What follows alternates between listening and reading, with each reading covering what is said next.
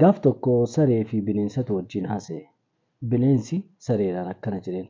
Akkamii ilmi namaa kunniin wajjin jiraattee yeroo dheeraa agarteerta? Akkamii haalli isaanii jedhee saree gaafate bineensi.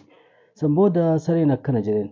Wallaahi waa hunda isaanii gochuu wajjin, isaan eeguu wajjin, waa hunda isaaniif godhuu kenna wajjin nama isaanirraa jibban, nama isaanirraa akka gadheetti ilaalan, akka yaraa wayiitti ilaalan kun sareen jedhanii nama san qeeqan.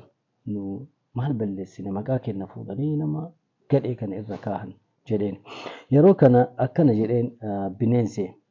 Ati ilmaan isaanii jalaa nyaattee jirtaa jedheen. Lakki jedheen.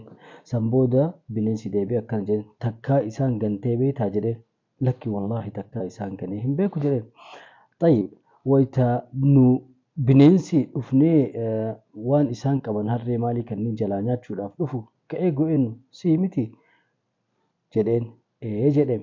Tayyib maaliif nama gootaan wayita jajan, nama goota tokko wayita jajan maal jedhaniini jedhee gaafate bineensi sareedhaan. Maal jedhaniin jedheen sareen. Goota isaanirraa wallaahi kun bineensa. Kun jajjaba kun obboo kun bineensaa miti. Yeroo jajan kun bineensaa miti jedhanii jajan jedhe. Beektaa akaakayyuun kenna akaakayyuu keessan akkana jedhee gorsee ture.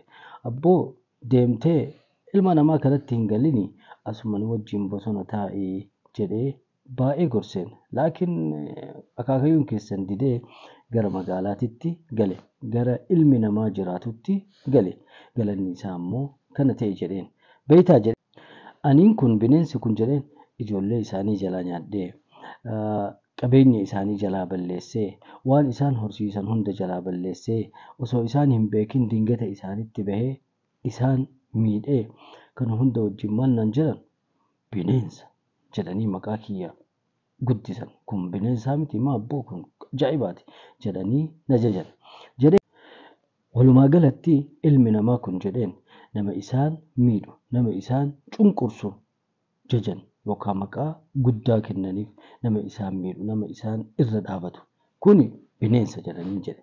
Nama isaaniif ammoo nagaa ta'u, nama isaan jaalatu, nama isaan kabaju, nama isaaniif amanamummaa qabu ammoo hin xiqqeessan jedheen.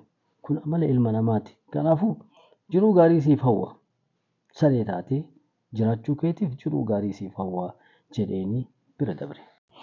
Akka waa irraa barattan abdii qaba. Yoo irraa barachuu baattan ammoo akka seenaatitti fudhadhaatii itti boharaa. Nagaatti.